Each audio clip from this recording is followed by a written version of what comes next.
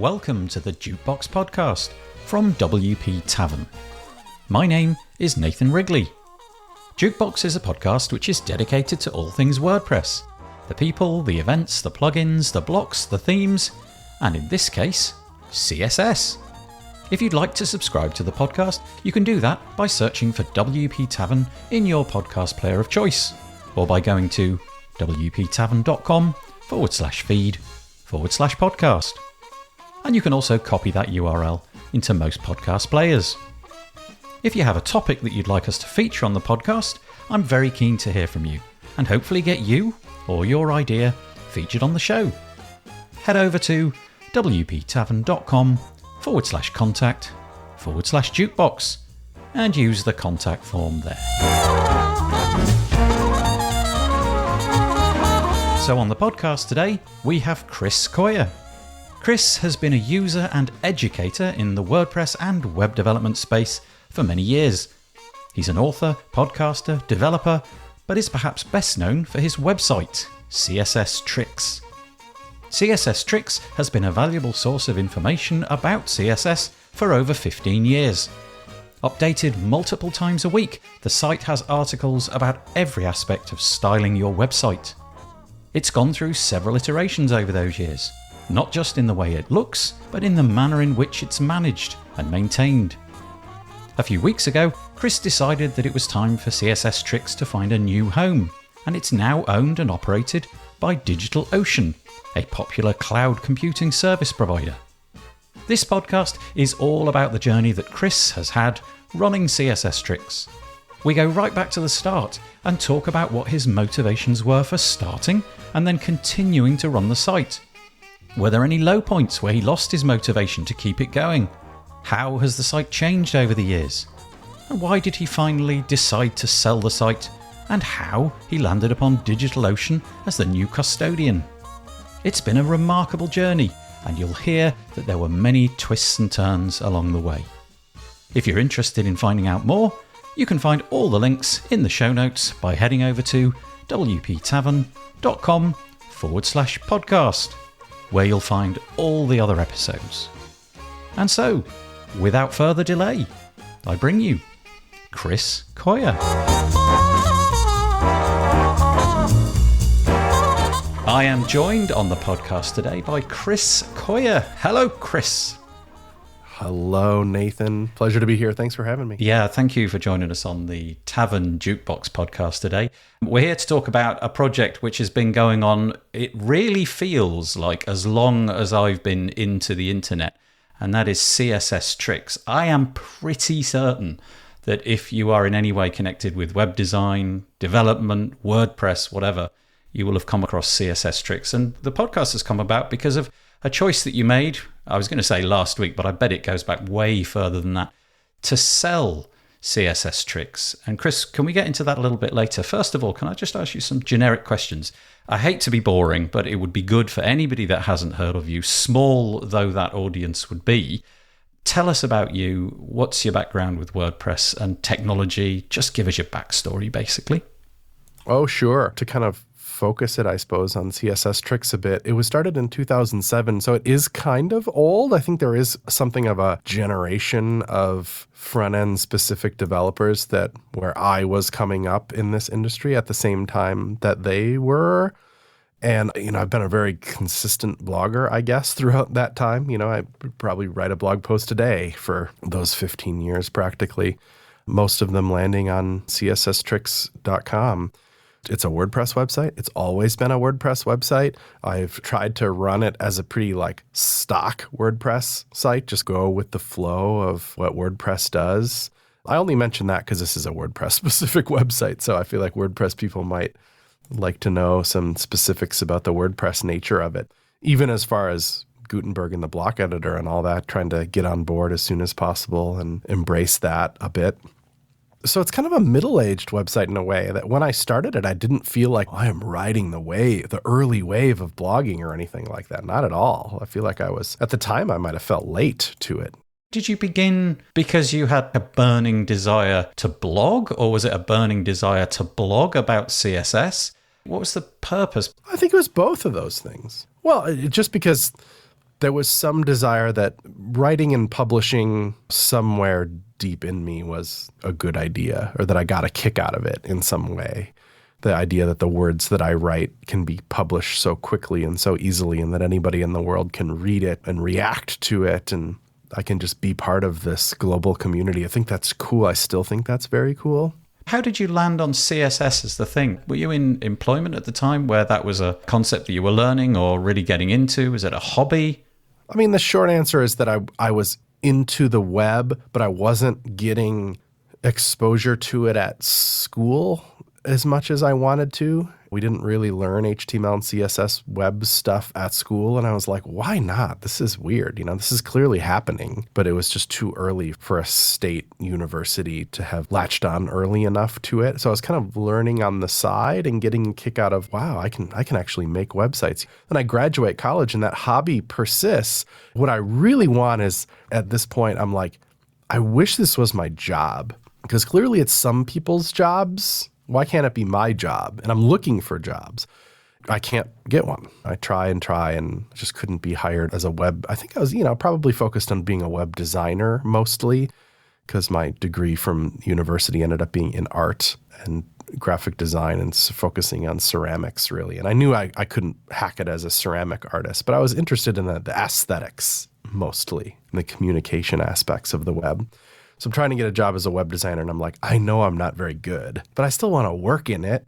But I relegated myself to I'm not good enough yet. So let me just work on getting better at it while I do something else. And that something else was working in the printing industry. I worked for years and years in digital prepress, it was called, which is essentially taking documents from designers and getting them ready to run on physical printing presses. I worked in the printing industry for a long time. That's the industry that my mom is in. And she kind of helped me find jobs in that arena, which was nice. It was fine. At least it was working on computers.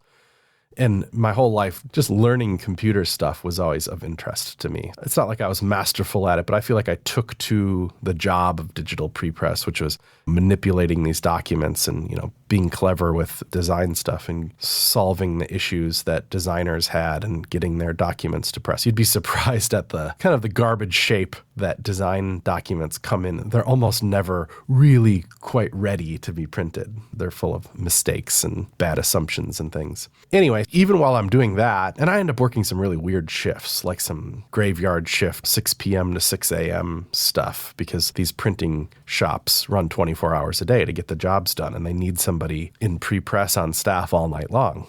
And it was the less busy of the shifts too. There's nobody in the office. So if there was nothing to do, I'd be poking around at building websites. And then I'd go home and work on websites. It was such a fun hobby to me that I'd enjoyed the spirit of making anything online. So fun. So there was no intention at the beginning for this to be anything more than a hobby, a labor of love. It was just tinkering and playing.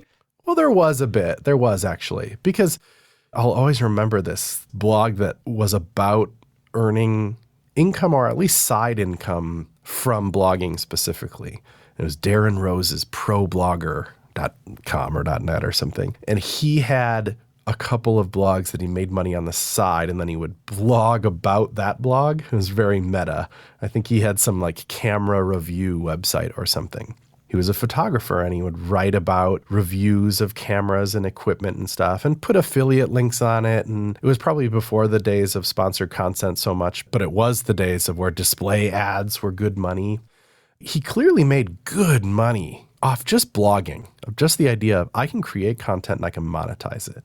And I did have that in me somewhere. I was like, maybe this isn't my job, but I would love to make some side income. Who wouldn't? Side income's awesome. Even if it's beer money, fine. So I would start various blogs with the idea of all I got to do is stick with this, make content, put ads on it, get beer money, be happy, as a little idea. And I had loads of different ideas of this. One of them was, making websites about Adobe products in the spirit of providing help. And I had this friend who was working phone support for Adobe, but third party. Adobe hires some third party company to do their phone support, or they did at the time. And he would know. He had his finger on the pulse of what people call in about. Be like, let's turn that into a blog post. Let's dang near every phone call. Might as well leverage that in an SEO kind of fashion and be like, well, what does this error code mean? Or how do I turn my PDF into a EPS or who knows what? So we'd blog those and then hopefully get some SEO value on it, put Google AdSense on it and get some beer money. And that we did. It just that it wasn't very passionate. I didn't care that much about solving people's PDF problems. In retrospect, at the time I'm like, I don't even know how much you need to care. If it made money hand over fist, maybe I could have gained the passion for it. I don't know. But one of the blogs I started was, at this point, I'd built probably dozens of websites, all garbage, but hey, I built them. And I built them with WordPress, notably, because I don't know how I picked it. I just did. It seemed like the right choice at the time for spinning up a website fairly quickly. And as far as I know, WordPress was always kind of a CSS, even the very early days of WordPress. All the themes were CSS, even though it was very early web. I think they embraced that early spirit of CSS. So it was a case of throwing spaghetti against the wall of various different topics, and CSS was the one that landed and stuck. Yeah, it was the least successful of them, but it was the most fun one to write. And then that success changed as the other ones dropped off. I focused on this one mostly because it was just fun, and I think fun has a way of sticking. It's the stickiest spaghetti, as it were. And then little early success started to happen, like I get an email from, at the time, one of the big businesses, at least in this little niche industry I was in, was PSD to HTML. And that was just a generic term meaning all y'all know Photoshop, but very few people know HTML and CSS. So just send them your Photoshop file and they'll send you back a website. And it ended up being this kind of commoditized industry where there's not just one, but lots of companies doing this and charging really like $100 they would do that for. And I was always like weirdly, not fundamentally opposed to it, but I was like, the kind of people I'm talking to on this website aren't the kind of people that would use that service because they're trying to do it themselves. But at the same time, I think there was probably people that were trying to do it themselves, but then would give up and be like, ugh, this is too complicated. I'll just pay somebody $100 and get it. So I think those companies must have saw that in my audience and wanted to pay me money to put display ads on the website for them. And one of them was quite literally called PSD to HTML. And it was so unofficial. I was just like, oh, I don't know, PayPal me $100 or something. And I put the little ad on there. And then I would notch up the price over time. Once in a while, they would want to go bigger. Can you make the ad bigger? Sure. How about $250 then? And then I hand managed that for a long time. We had Treehouse became a sponsor for many years, and that was also very much just a handshake agreement and PayPal transfers.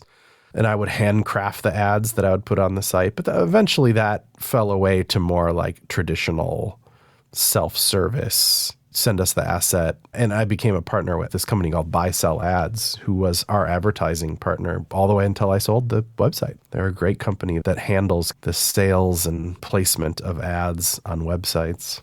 Over time, it's become something which was a hobby, which you didn't anticipate becoming successful. It, because of the content, became successful, and you stumbled into ways of monetizing it and justifying it in terms of the hours that you were spending on it. Exactly. That's a good way to say it. I do like that it wasn't intentional. It just occurred over time, and it may have done and it may not have done. Rewind history 15 years and maybe that spaghetti didn't stick and something else would have done. Yeah. I mean, I don't know that it was entirely chance. And I mean, there's a big part of it, but it was evolved to write content that worked and learned from that. And it evolved business model wise to double down on the things that were working and get rid of the things that weren't working. It definitely was like labor and trying to understand the business and changing the business to make sure that it worked. Did it become more intentional over time? So as you began 15 years ago and it was what it was, and then 5 years later it was something slightly different. There was a financial benefit to keeping it going, and 5 years later after that it was even more so.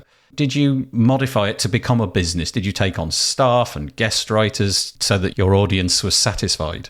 Yeah, there was some kind of moments where those things happened. For one thing, the first employee I ever hired, I think, was Sarah Cope. The idea was we wanted to sell t-shirts and swag and stuff.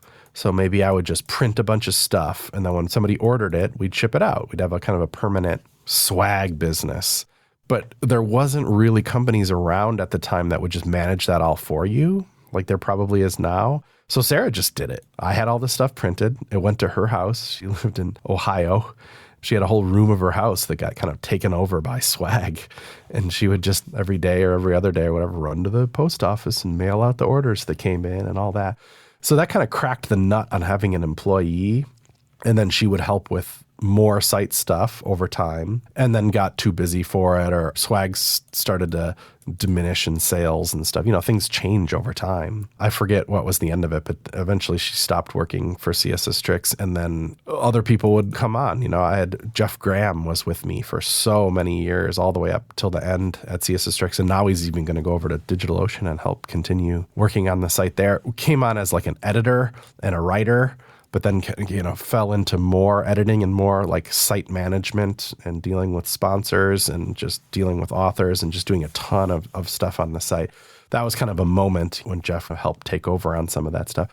Partially naturally, just because I felt too busy and I needed the help. These things are little moments in time where the site shifted and changed. Like there was a whole period of time where I was trying to get staff writers. I wanted to have a staff, like a magazine would, of writers. And that kind of worked for a little while and then kind of stopped working for whatever reason. I can't really remember. And we kind of fell back into just a one-off writer spirit, which was the model that we ended with. I'm sure if I kept running the site for years to come, that model would shift again over time.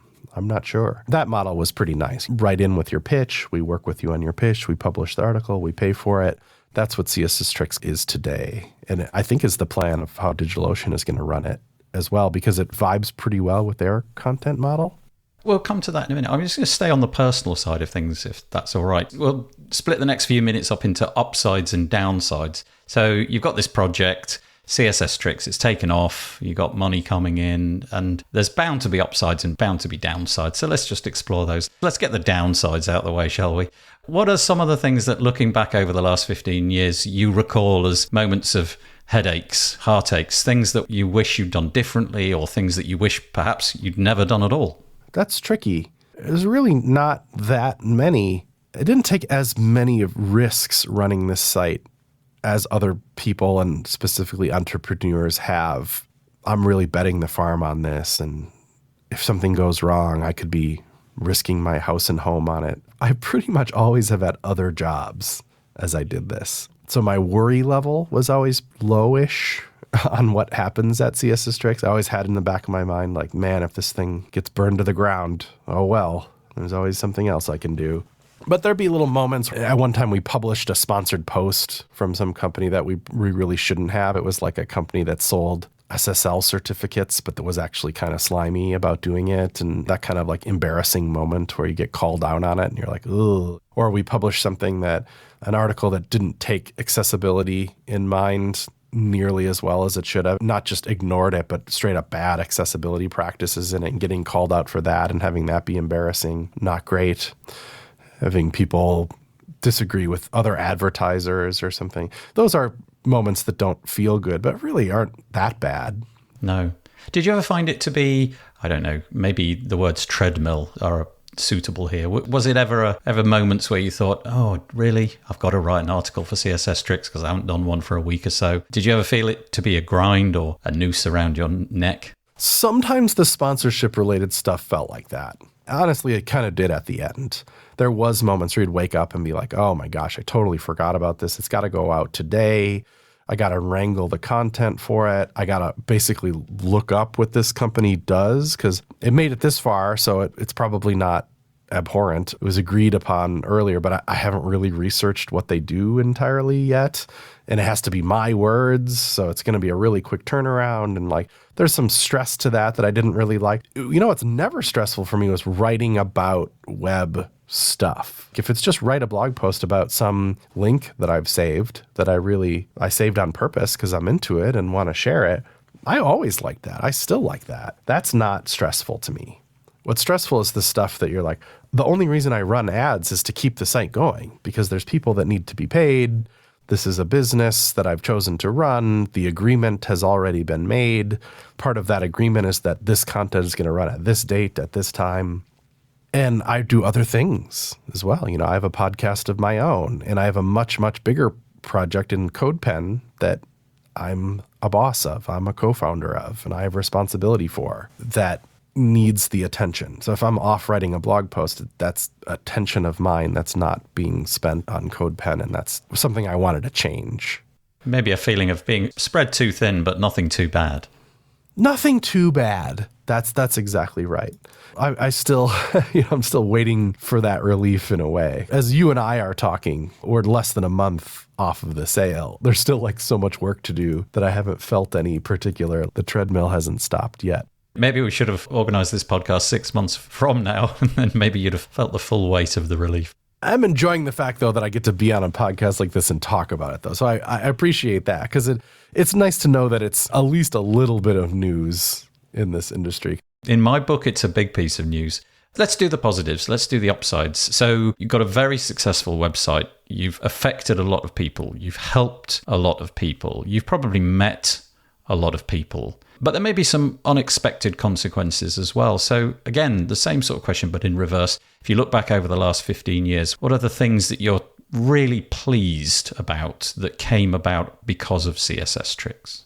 Well, there's so many. I was always pleased publishing an article and hearing people's reactions to it. I think that's part of the motivation and why it never became so painful, or it never felt like a treadmill to write actual content, because it's so satisfying, even the early days all the way through it, to write something and have people say like, oh yeah, I see what you mean there. That's interesting. Or have it actually influence the article or the industry in some way. That you write some code that people use on their website and then they tell you about it, or that they got some job because of something that they learned from CSS-Tricks or something. Oh, so satisfying, and to kind of help people's career in that way. Sometimes they write for CSS-Tricks, and that's a seminal moment in their life, and good things open for them. That was true for me too, though, and that CSS-Tricks was the thing that opened the door for me in other ways. Like my first job, I had one job as a web designer that I kind of fell backwards into. It was great. It was good to be hired finally to do web design work, and I was very happy to have that job. But it didn't quite feel like a tech job. It wasn't a startup. I was kind of the only web guy there, not a newbie somewhere where everybody else knew more about building websites than I did, which is kind of what I wanted. And if I didn't have CSS-Tricks, I'm not sure I would have been able to break into the industry in a way. So CSS-Tricks exists. I use it in the early days. Such a fan of this website, Wufoo, which is a form builder thing. Yeah, really great days for me. I was able to gush about it to some degree on CSS-Tricks, which doesn't go unnoticed. If anybody was gushing about Codepen, I would know about it. But blog posts have that kind of power. I ended up getting a job at Wufoo, which was my real break into the industry of tech. It was great for me because I made more money, and it gave CSS-Tricks more clout, and it helped Wufoo too, I'm sure, and really was just a virtuous cycle that started by virtue of that. And then I got to experience what acquisitions were like, because Wufoo got purchased by SurveyMonkey, which is a huge deal in my life. Even though I had no ownership of Wufoo, I still got to take the ride with everybody else who did. And we all moved out to California because that's where SurveyMonkey was based. And that was just such a big transformative moment, and lots of change, but really all positive in the end. Yeah, it's amazing how much you can anchor back to CSS-Tricks, just the fact that you've moved across country, and perhaps the seed of that was a blog that you started many years before. That's pretty remarkable. Speaking was a part of it too. It hasn't been a huge part of my career monetarily, because I think that it would be difficult to make your job speaking at conferences. I don't know if the pay is quite there in this industry, but it can be part of a whole. That if you speak at conferences, then more people read your blog, and you're able to write a book and sell the book, and all those things kind of feed into each other. And CSS-Tricks definitely opened the door for me speaking at conferences, which I used to do a lot of. So that was a very positive thing. That's what I wanted, and that's what I got. It's opened many doors by the sounds of it. Yeah, it's remarkable. So more recently, the news broke that you decided to sell it. Let's just take that into two parts. The first part is, why did you sell it, if you're prepared to discuss that? And the second part is how? How do you even sell a blog? Maybe there's a company which organized that kind of thing for you, or maybe you just stumbled into somebody and it just got done on the back of a placemat or something like that. I don't know. So let's go first with why, and then we'll do the how. Why did you decide to sell it? It's all kind of mixed together because I didn't set out to do it. I didn't even shop it around, really. I mean, maybe I should have or something, but it's not really my style, I guess. They came knocking. And I understood why. I was like, okay, right away, it made sense to me why they would want it. I don't think there's a lot of suitors out there. If I was making a list of companies that would have any desire to own CSS-Tricks, I don't think the list is that long. I don't mean to sell myself short. Maybe it is. It doesn't seem like blogs are a hotly traded commodity these days. You don't see a lot of blog acquisitions in a way, especially one that's so personal. I think a lot of people attach CSS-Tricks to me, even though there's so many guest writers that I'm kind of the face behind the site, for better or worse. So why would you want to buy this thing that already has this face, But in the case of DigitalOcean, they have long since doubled down on content marketing anyway. They would advertise on CSS-Tricks, so they knew the potential of, surely they had analytics numbers of how successful that can be, and probably were running internal numbers that's like, wow, what if we could do a lot more of that? Only, we own the site, so the competition of who's being shown advertising-wise on the site falls away and it's only us. Content-wise, I knew this, but I didn't know to the degree of which this was true until this was further along, is that they have tons of content on their site that's much more back-end focused. I'm less back-end focused as a person, so I just wasn't as aware of it, I guess. But people that do lots of back-end work find their way to information on DigitalOcean's site a lot. It has just loads of good information that's well regarded in the industry. To complement that with buying more content that hopefully is well-regarded content on the front-end side, maybe fills a gap for them, especially knowing how important front-end development is getting in the world of web development, period. I think there is a shift towards there just being a lot more front-end developers, because that skill set of knowing JavaScript and how much easier hosting and stuff is getting, and what a shift to Jamstack and stuff. I know that's a weird subject in WordPress land, but there's a lot of that going on industry-wide. I'm sure everyone can see that and being like, well, we should be catering, advertising, talking to front-end developers as much as we are back-end developers, because they're starting to be the decision makers too on even things like hosting, which is what DigitalOcean is. They're like a cloud provider of services. So they should be on front-end developers' radars as much as back-end developers. And so I got it. I was like, I understand why you would want this. And they've had they're public now. So they have some money to spend and some money so I was like, oh, I get that too. Maybe this really is a match made in heaven. And so knowing that they could run the site, they could do it with more people than we have. Like I said, I'm trying to spend all my time on Codepen. So I haven't sat down to say, okay, we got Jeff, we got Robin at the site. Maybe I should, what's a business plan for 2022, 2023 here? Should we hire 5 more people and make a play at X, Y, and Z? What should we do? You know what I would do? Nothing. I would just be like, let's just keep doing what we're doing. I don't have the time to think about this. I don't have time to staff up and yada, yada. So when they're like, we can put our whole community team behind this, I'm giving it to a site that I know why they want it. I have provable evidence that they do a good job with content. We can run the site with less advertising in general on it, which always appeals to me as somebody who's redesigned the site 19 times. The idea of redesigning the site without as much having to incorporate advertising into every corner of it possible seemed appealing to me. We could run the site a little cleaner that way and have all these people behind it and breathe new life into it.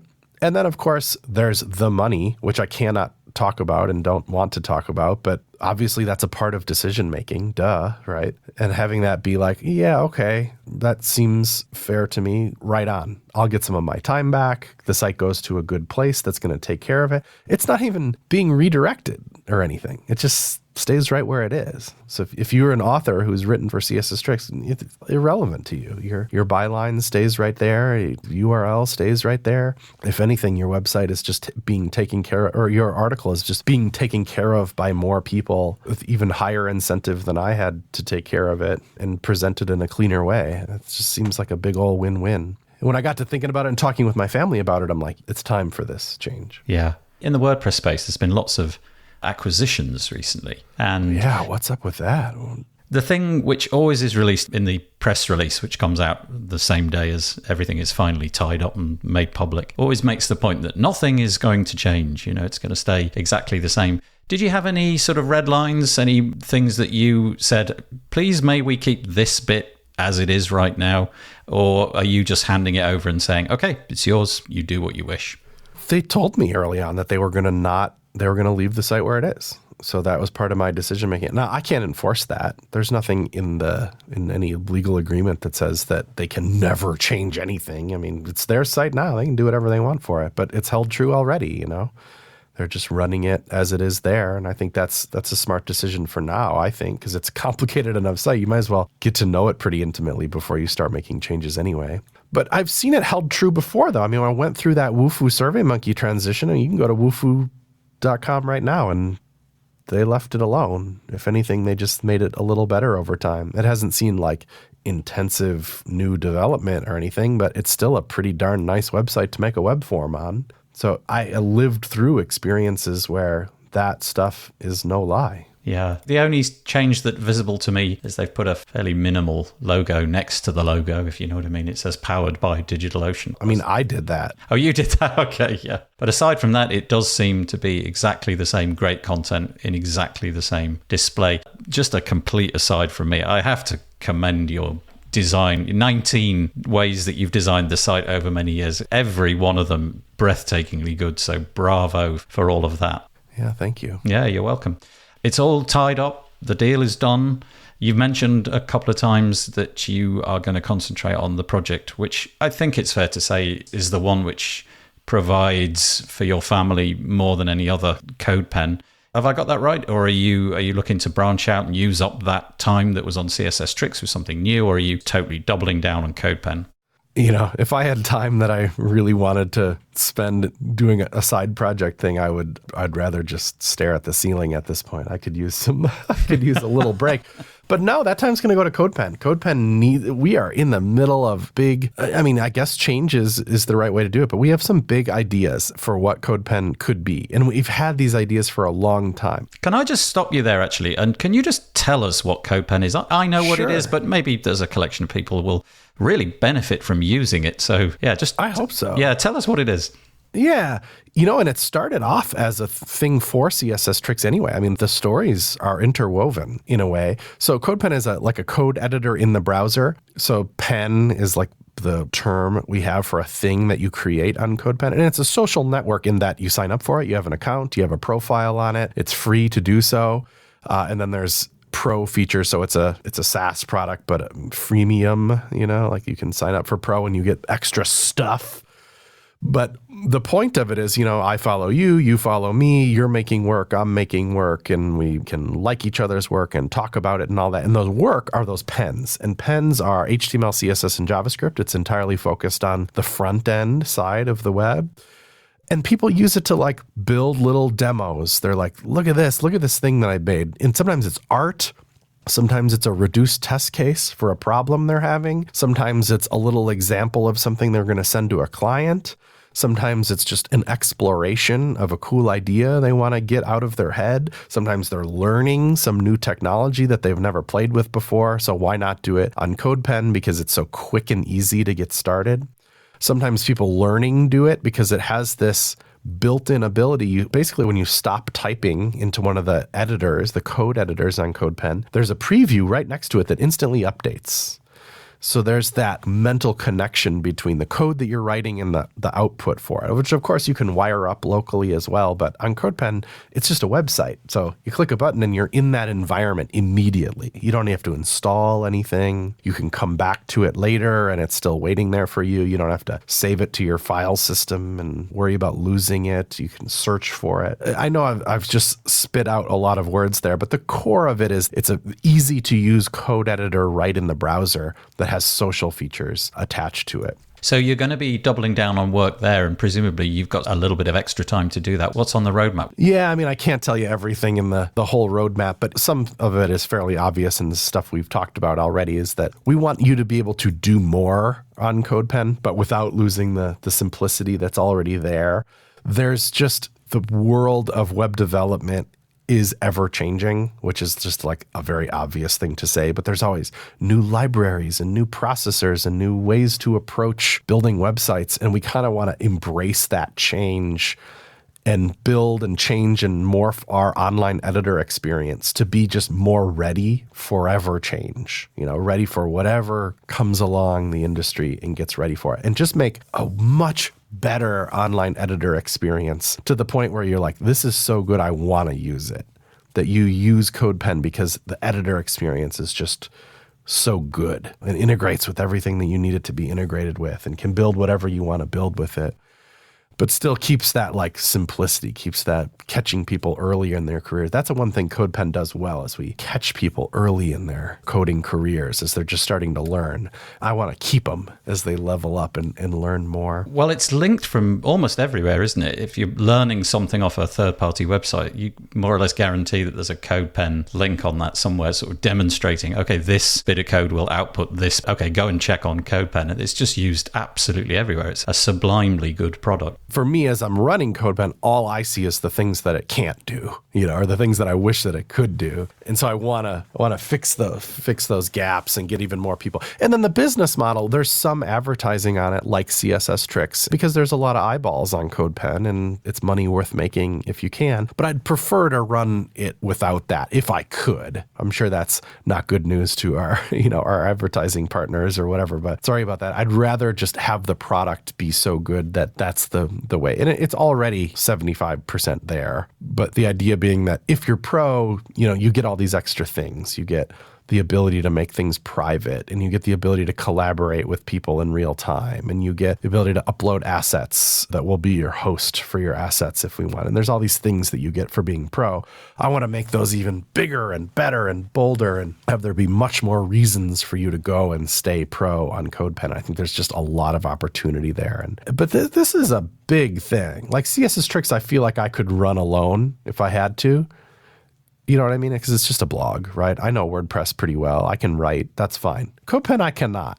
Codepen, there's no way I can run alone. This is a very collaborative effort that takes lots of different skill sets to pull off. And it's the biggest thing I've ever done. And if we pull off everything that we're trying to pull off, it will be the biggest thing I ever do. Just to wrangle it back to WordPress quickly toward the end, you've been with WordPress for a long time. You said every iteration of the website has been on WordPress. There's been a lot of WordPress content. Obviously, everything to do with CSS is helping every WordPress website. And I seem to recall digging into WordPress, your book with Jeff Starr right back in the day when I think you were still on version 1. Are we going to see you hanging around the WordPress space at any point, or is that a book which is closing? I'm very sure you will. I mean, that would be like absolutely no promises here, but wouldn't that be neat if you could build a WordPress site on Codepen? It's not like we're barking up that tree immediately, but like that's the kind of thing I have my eye on, like wouldn't that be cool if Codepen was so advanced you could build a WordPress site on it? Anyway, don't read too much into that. But if I was going to build a new website tomorrow and it was content focused in any way, I would just immediately pick WordPress to do it. I have ideas all the time. I was just driving around this morning and thought of some things that I think would be cool to build and do in WordPress. And I'm like, well, I absolutely don't have time for that now, but I'm going to build that someday. Gosh darn it. Well, it would be very nice to have Chris Coyier in our community for decades to come. Chris, for all of the hard work that you've done over the years, making everybody's life easier to learn CSS, we thank you. It really, really has helped a lot of people, me included in that list. So firstly, thanks for that. And secondly, thank you for coming on the podcast today. I really appreciate it. Just before we go, what are in the future the best places to find you? That's probably different to how it was 6 weeks ago. Well, not really, because I'm a big proponent of having a personal website. So mine is chriscoyier.net, a WordPress site, of course. I did redesign it. It was on my list to do post-acquisition because I was like, well, I need to not have one of the first sentences say that I own and run CSS-Tricks on it. So I could have easily updated that sentence, but it's also kind of my style to just, I'm going to redesign it in an hour. I like it, by the way. It's very, very bold and beautiful, yeah.